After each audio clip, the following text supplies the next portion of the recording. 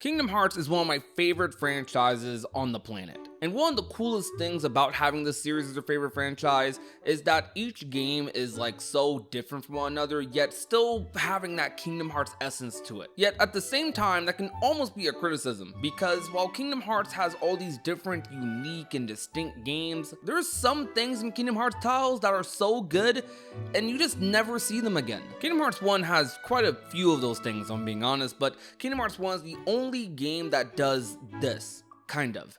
Disney World secret bosses. No, I'm not talking about like regular secret bosses. I'm talking about Disney World secret bosses, like Kurt Ziza or Phantom. Not Lingering Will or Yozora or the Data fights, but these big heartless fights that are exclusive to Disney Worlds. Give you a reason to go back to Disney Worlds that you're pretty much done with. Kingdom Hearts 1 is often praised for having the best or some of the best Disney Worlds in the entire series, whether it be for story or level design or all the crazy secrets we're still finding out about to this day. Kingdom Hearts will always have the big heartless spectacle fights. Some people like them, some people prefer the more humanoid fights, but they're definitely here to stay. And something about Kingdom Hearts 1 is how much variety it had with its bosses. I mean, you had the big heartless fights, you had big minigame fights, you could fight Disney villains like Maleficent, and then at the same time you could fight someone as cool as freaking Sephiroth. But when it comes to secret bosses, they're a little bit different from regular bosses. So what happens when you combine a big heartless fight, a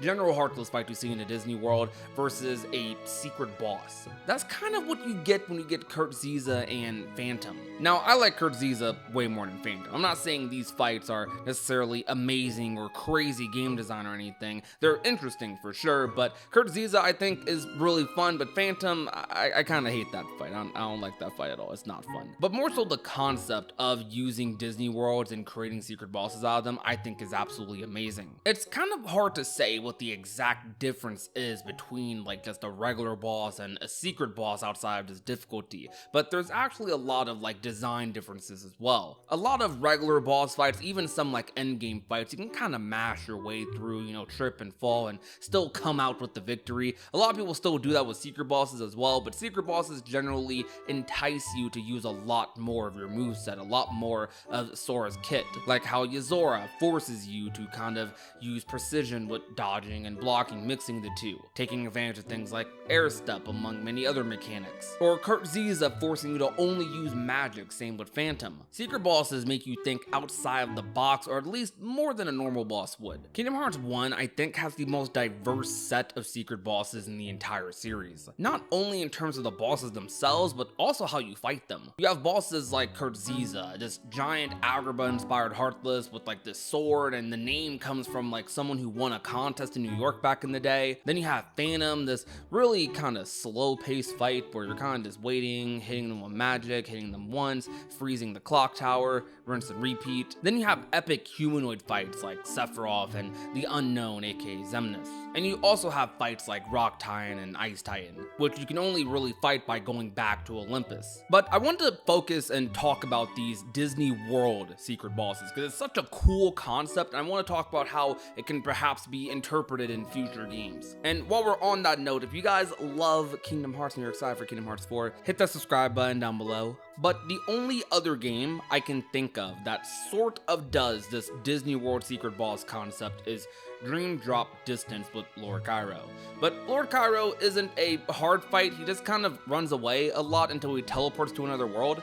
Still technically an optional fight, however, which some people kind of consider optional fight secret bosses as well, but that's a whole nother debate. Disney Worlds are always a hot topic among the Kingdom Hearts community, mostly because of their importance and relevance in modern day Kingdom Hearts. While a lot of people are excited to see new Disney Worlds, there's also a lot of people who are worried about Disney Worlds potentially taking away from the story that we're getting in the series. But I personally think it matters a lot less if the story is super important in a Disney World, but if the gameplay and level design is intriguing and engaging. Secret bosses I think give the player a reason to revisit these worlds outside of the norm of filling out Jiminy's journal. It was so crazy as a kid wondering why towards the end of the game, Agrabah and Neverland's battle stars are just suddenly falling off my screen. Like, why is it so high? And then you revisit this world and you see that there's these crazy bosses you just haven't seen before. Like, what is this thing like flying with me in Neverland? Land, who are you? I absolutely love this, and Kingdom Hearts 1 is the only game that does this on like this scale, to where we can call them secret bosses. You have a Disney secret boss in Julius and Traverse Town and Dream Drop Distance as well, and I love fights like that, but I like the idea of using these worlds as levels to revisit and make some crazy fights. I think the formula we have with secret bosses right now is great, you know, do data fights and have a bigger secret boss at the end. As someone who obsesses over fighting and perfecting these secret bosses, I love refighting harder versions of bosses in the base game. And I say refighting, but really, like in Kingdom Hearts 3 especially, they're just straight up different fights, like not even the same fights.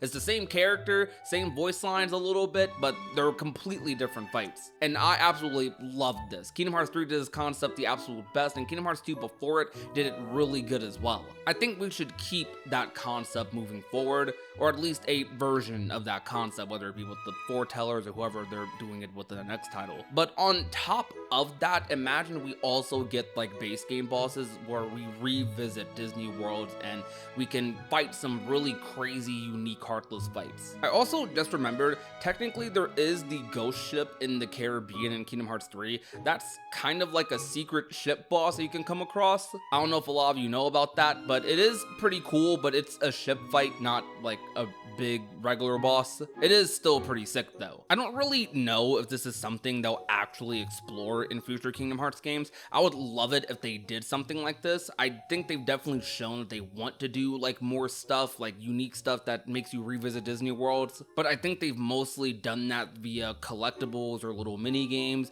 and I think they should go back to what they did in Kingdom Hearts 1 and try and do it with bosses. It's no crazy secret on this channel that I'm someone who definitely advocates a little bit more for Disney worlds in Kingdom Hearts. It's one of the things I hype up the most in Kingdom Hearts games. I fantasize about worlds like Moana and Star Wars coming to Kingdom Hearts 4, and I'm very excited about that possibility.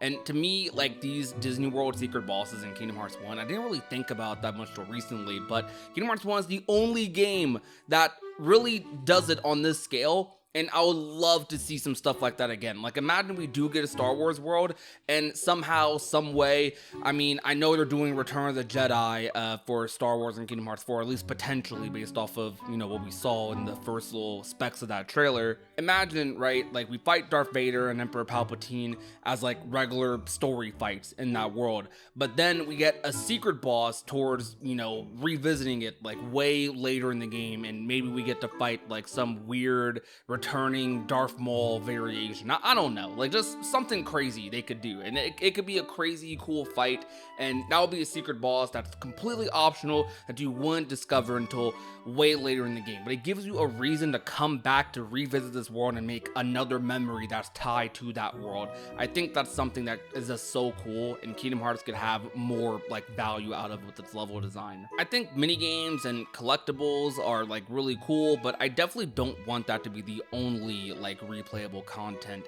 of Disney worlds, because you have these crazy, amazing Disney properties, movies that millions of people love and adore, and I think they should get as much value out of them as they can. I can't wait to see what Kingdom Hearts 4's worlds bring to the table, whether it is something like this, which I hope it is, please, or something that I'm not even thinking about. Like, I hope these worlds are just continuously getting better and better and better. But with that, that's going to be it for me today. Let me know down below in the comments what you think about this topic. Disney World secret bosses, like how do you feel about them in Kingdom Hearts 1? What could they be like in future games? But thank you guys so much for watching, and remember to be nice, be safe, and take care everyone.